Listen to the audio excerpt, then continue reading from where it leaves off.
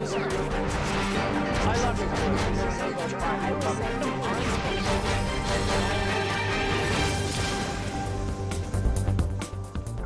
Hello and welcome to CrossTalk, where all things are considered. I'm Peter Lavelle.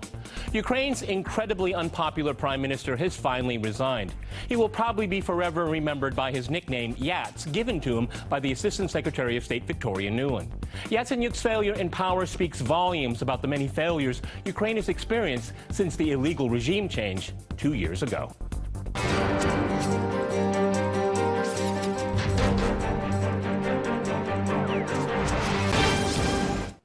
To CrossTalk Ukraine, I'm joined by my guest, Michael Vlahos in Washington. He is a professor of strategy at the Johns Hopkins University. In New York, we have George Szamuely. He is a fellow at the Global Policy Institute of London Metropolitan University and author of the book Bombs for Peace. And here in Moscow, we cross to Richard Sakwa. He is an expert at the Valdai Discussion Club, as well as an author and professor at the University of Kent. All right, gentlemen, CrossTalk rules in effect. That means you can jump in anytime you want, and I very much encourage it. Richard, if I can go to you first here in Moscow. Yats is gone, finally. And it was a very troubled 2 months seeing him depart with his break with the president of Ukraine, Poroshenko, and just with the entire legacy of the Maidan here. I mean, his departure, what does it mean to you, and why did it happen now? Yeah. It turns out that Yats is not the guy. If you remember, you referred to Victoria Nuland, and she said Yats is the guy. He turned out to be a catastrophe in all sorts of respects. I mean, what it means now is a chance for a reset, a start for a new beginning, because over the last 2 years, he's been the toughest, the hardest of all lines in all respects. First of all, in terms of talking with his own people, ultimately, in the Donbass, and he's been opposed to it in economic policy. His policy has been the most virulent anti-Russian, that he excluded any possibility of continuing economic ties. And we know that most of Ukrainian industry was oriented towards the east, towards not just Russia, but Belarus, Kazakhstan, and so on. Right. So, and all of that is going. We know that the major plants are closed. We know that the Antonov aircraft plant, Motor Sich, and all the others. We could list them. And instead of which, the Ukrainian economy has been tanking, inflation is high. When he came to power, he said that he was going to be a kamikaze prime minister. Now, we thought that he meant his political career would actually be put on the line. But it turned out that the kamikaze was not him so much as the country. This was a kamikaze leadership. And so now, hopefully, we can now move beyond that to a more conciliatory, more open type of politics. One has to wonder, though, Michael, if I can go to you in Washington, because, you know, it's interesting what Richard just said there, because Yatsenyuk's persona in the West is he's pro-Western, he's very modern, he's pro-European, and some people will say that he ended up being the fall guy for the failed referendum that the Dutch voted on with this association agreement. Two different faces of this man. Go ahead. Well, I think it was somewhat inevitable that the vision that he presented was going to fail and create a kind of crisis that would need to be resolved. And perhaps it will be resolved by his departure. But a lot of, I think, the culpability here, if you want to use that strong a term, lies with the West in having such an uninflected black and white vision of Ukrainian identities. And I think one of the best sort of meditations on that I've seen recently has been Richard's piece in The Guardian. And what I really liked about that was that he framed the complexity of identities, not just in Ukraine, but also in Central and Eastern Europe as a whole, as not simply being many different identities, but different frameworks of identity. And those different frameworks are sometimes in collision. I mean, you have the borderlands versus the metropole. You have competing metropoles. You also have ways of life in more existential terms as legacies at odds with each other. I mean, you have the Ottoman and Tatar, you have the Byzantine, the Russian, and the Latin, represented by Poland and parts of Eastern Europe that were very heavily engaged there, like Hungary, Michael, we're talking about the we're talking mid-part about of the 20th century. Richard is a really good scholar, and that's exactly what he is, and his books and articles should be read.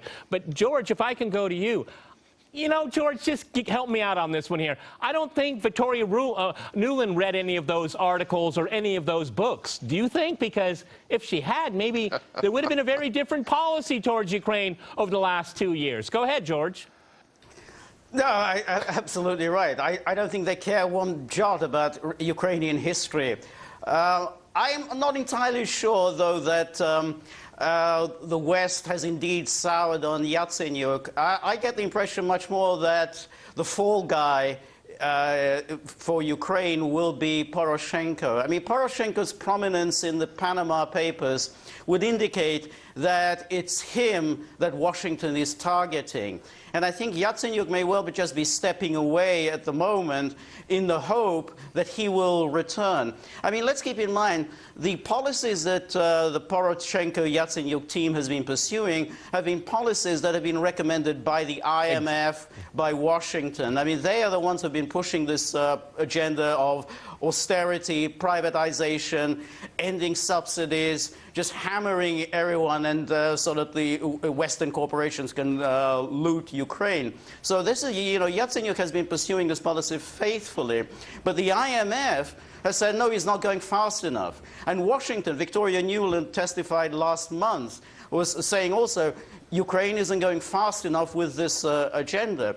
So this may be a case of his stepping away so that Poroshenko then gets blamed down the road for the problems of Ukraine. Okay. And you know, Washington hopes Yatsenyuk can then come back. Okay, yeah, Richard, if I go back to you here in Moscow, I mean, Yatsenyuk could come back, but he may end up being a prime minister of another country, because you know what, we have Saakashvili in Ukraine right now. I mean, you know, these musical chairs. I mean, the Americans seem to collect these people and move them around. I mean, there's a lot of speculation that the next prime minister could be an American citizen in Ukraine. We will see how that plays out.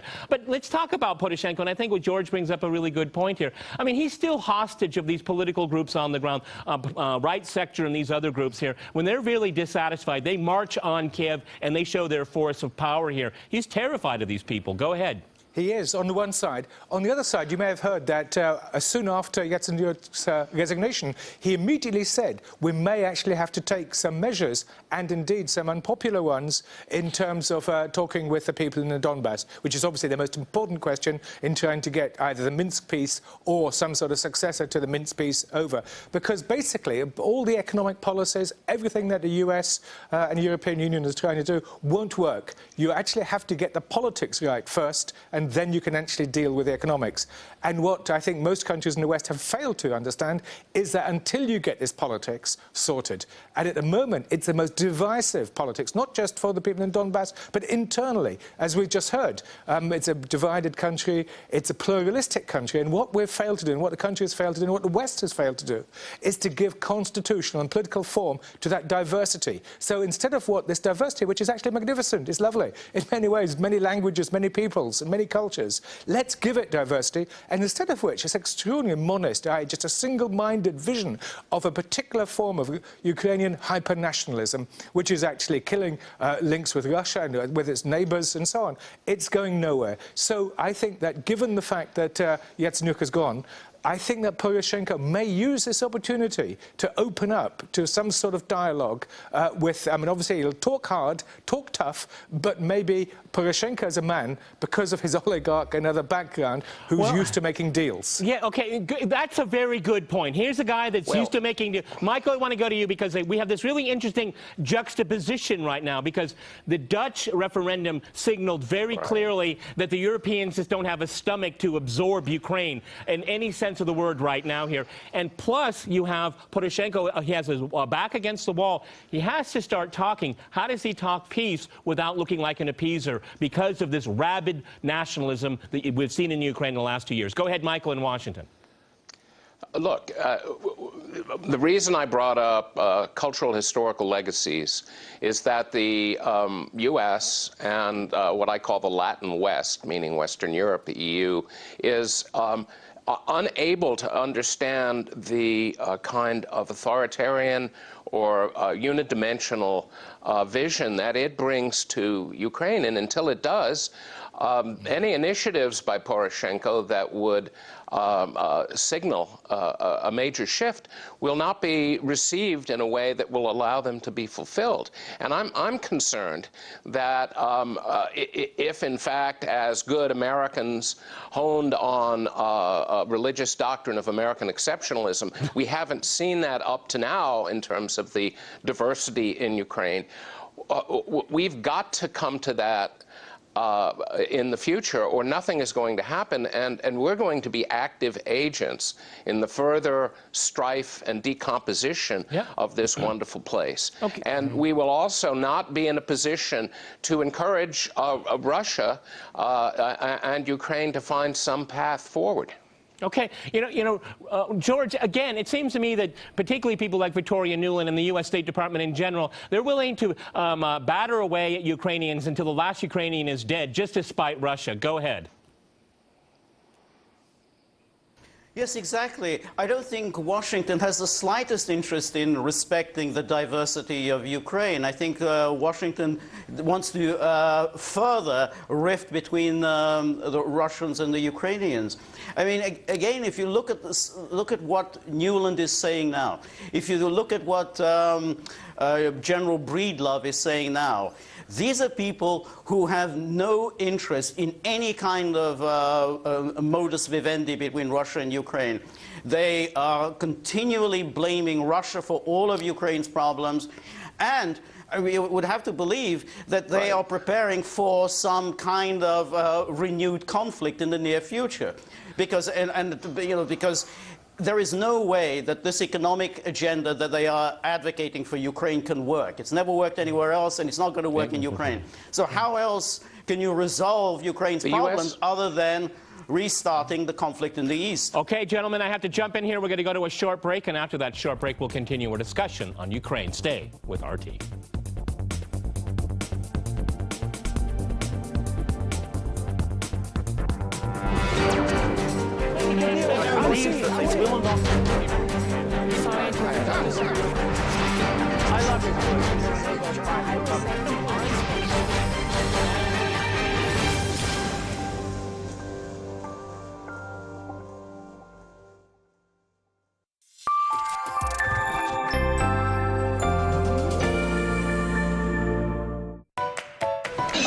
Just started firing tear gas. We've looked at the election results coming in. Woo! It's hard to squeeze through these crowds. I'm going to come over here and see if we can shoot. Whoop. Okay. Fantastic costumes. Look up.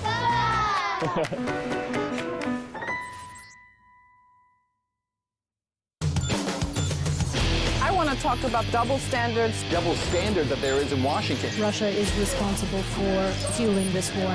Assad's war against his own people helped to fuel the rise of ISIL. By standing up for our values around the world, that is the way that we will keep our own people safe. How do you get away with such blatant double standards? We occasionally have to twist the arms of countries that wouldn't do what we need them to do. There you have it. Simple.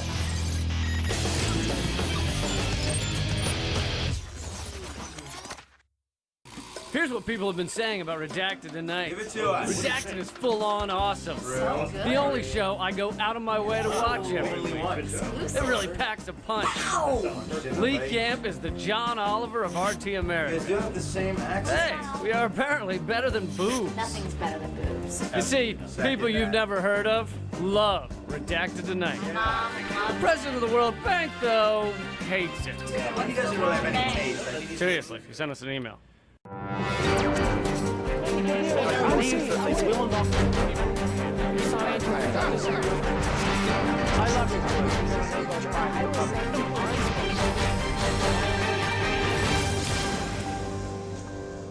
Welcome back to Crosstalk, where all things are considered. I'm Peter Lavelle. To remind you, we're discussing Ukraine after Yatsenyuk.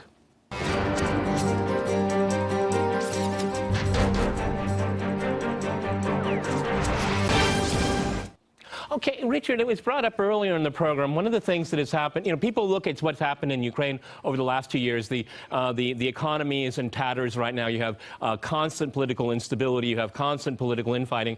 But during those 2 years, and I think our viewers are not told this by Western media, is that Russian-Ukrainian trade ties have just unraveled, and they're unraveling more and more so. And so by the time somebody in Ukraine, in Kiev, has a common sense approach to compromise, because this regime that came to power illegally has never learned the word compromise. That's why the country is in the mess that it is. But Russia moves on, okay, at the detriment of Ukraine, because Ukraine now is like a crack baby stuck in the middle of Europe that nobody is taking care of. Go ahead, Richard. Yeah, we're seeing the deindustrialization, as we mentioned earlier, and indeed the economy is not developing since the first of January this year.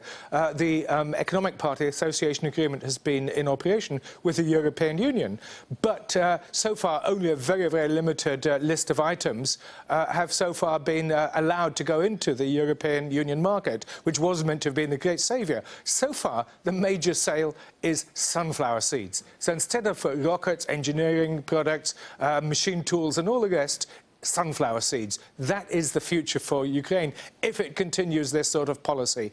Can I just say one other word, talking about European Union? The Dutch referendum, which took place on the 6th of April, and as you mentioned, the decisive no against the association agreement, one must be careful. This is not an attempt to say that we shouldn't help Ukraine, that we don't want Ukraine to be a successful, dynamic, diverse economy. What it is saying is precisely, and this is what's a good sign, actually very healthy, is that the public opinion in the West, or certainly in certain countries in Western Europe, are beginning to fight back. They're beginning to understand that this sort of policy, which you could say in the old days used to be called the Brzezinski Doctrine, that Ukraine has to be separated from Russia to make sure that Russia never becomes a powerful great power again.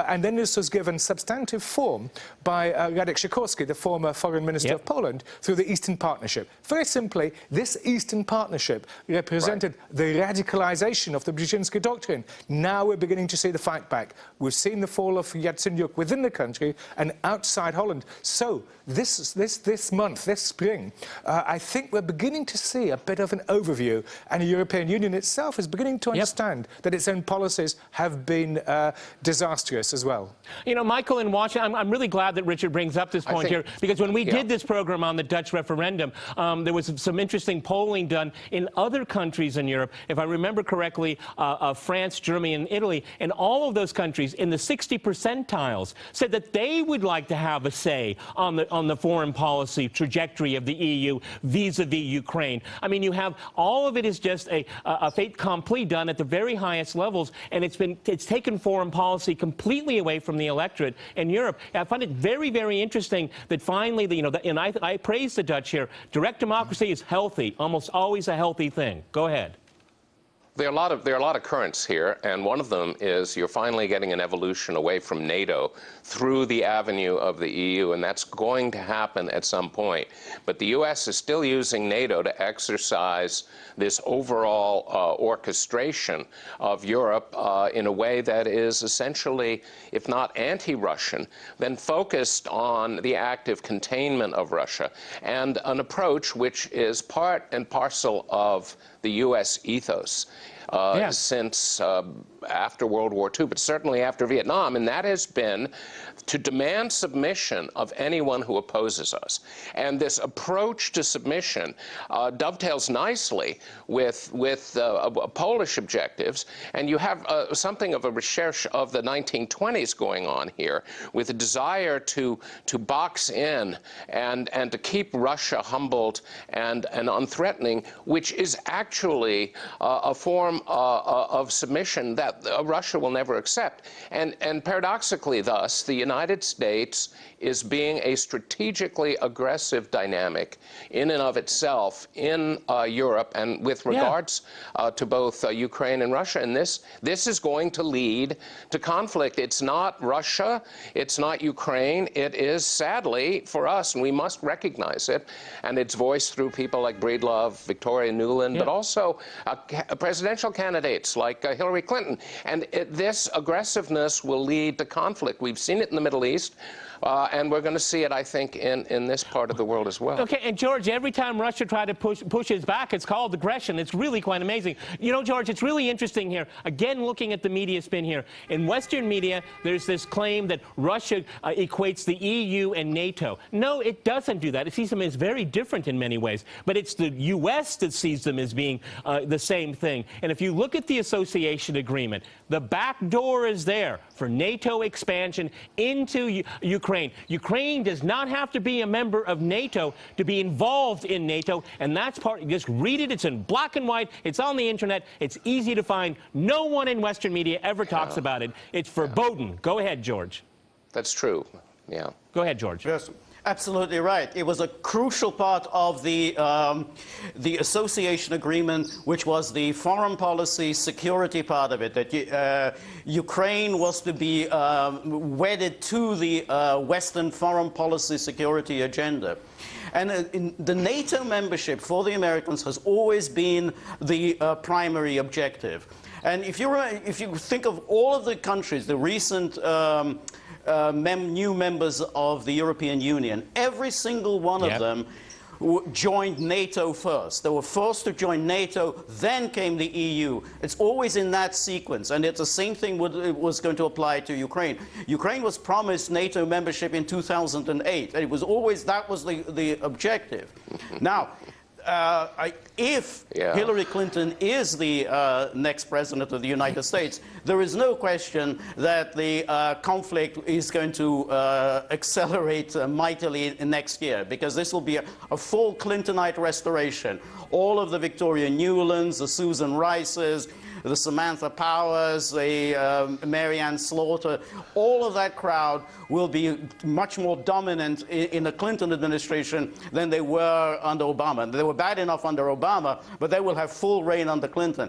And that, I think, will be an absolute disaster and a calamity for Ukraine and for Europe. If I could just Michael, jump in. Go ahead. Here. Go ahead, Michael. Go ahead. I mean, yeah, no, I'm just saying George is right. I mean, there are neocons on the left and neocons on the right, because what we call neoconservatism is really the full flower of untrammeled American exceptionalism. And the pushback against that from people like Rand Paul or even Donald Trump is just beginning to emerge in the U.S. now and has not really found its voice yet. And so the establishment presidential administrations in waiting are going to do exactly what George said. It'll be a full restoration and all the conflicts that are going to come with it. Yeah, it's really interesting, gentlemen. I always, I tend to think of America's most important export is chaos, okay? And we'll get to see a lot more of it, whoever's elected. Anyway, I want to go back to Richard here. Richard, your book on Ukraine is absolutely fascinating here. Give me a very sober, pragmatic step to start resolving Ukraine's problems. Less outside pressure? Go ahead, my friend. Yep. The thing about the Ukraine crisis, it's a symptom of a larger breakdown of an order. In fact, we could say that no really substantive European peace order was established at the end of the Cold War. So we've had 25 years of what Boris Nikolaevich Yeltsin himself called the Cold Peace. And then step by step, it got worse and worse. The Russo-Georgian War of 2008. We knew that Ukraine would be the next one. We didn't know how it would happen. We knew it would happen. It did happen. So in a sense, it's a slightly positive sign, because the worst has already happened. There's only one thing which could be worse, of course, and that is a crisis which, of course, no one will survive, and that's obviously not excluded. So we are in a position now where people are beginning to make sense of things going on. The Dutch referendum, interestingly enough, brought together, not leaving aside the anti-immigrant people, just the most sensible people were saying this is both the old-fashioned sovereigntists and, on the other side, leftists, who are understanding the larger critique. And the picture is as follows, that there's a huge tension, and this is the Ukraine crisis is a symptom of it, between an Atlantic vision, which we've just heard discussed, of whom Hillary Clinton, where you have this extraordinary merger of the liberal interventionists and the neocons, effectively, as the previous speaker said, have merged, and she's the representative of it. It happened in the second Clinton presidency under Madeleine Albright when she was Secretary of State, and it's now intensified. So on the one side, you have the Atlanticists. On the other side, an exceptionally weak, but growing vision of European continentalism. This is a different vision. This is of a Europe which is plural, different centres of power, different ideas, not just this belief that European Union is the only game in town. It's an important game in town, but it's not the only one.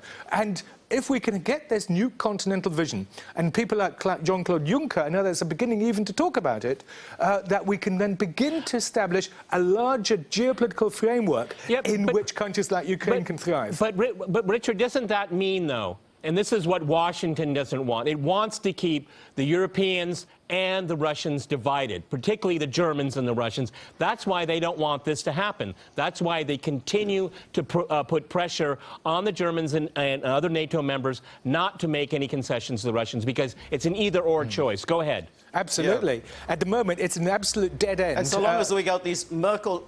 Go ahead, George, real quick. Go ahead. Go ahead, George. No, what I was going to say is that so long as people like Merkel and Hollande and Cameron are in power, there is no prospect at all for this new framework of a European continental reconciliation feasible. I mean, it just it cannot happen until there's a decisive change in leadership in Europe. But the signs are there, and one of the signs was this Dutch referendum. Another one was the emergence of Jeremy Corbyn as the head of the Labour Party in the United Kingdom. The enormous and amazing success of Bernie Sanders in the United States, and indeed even Trump in his own way, is beginning to articulate a different sort of vision. So, and as I said, also within the European Union, at the moment, it's being really squashed down, but it's fighting to get out. The Italians. All right, gentlemen, and others. we've run out of time. Fascinating discussion. Unfortunately, it doesn't help the people of Ukraine. Many thanks to my guests in Washington, New York, and in Moscow. And thanks to our viewers for watching us here at RT. See you next time. And remember, crosstalk rules.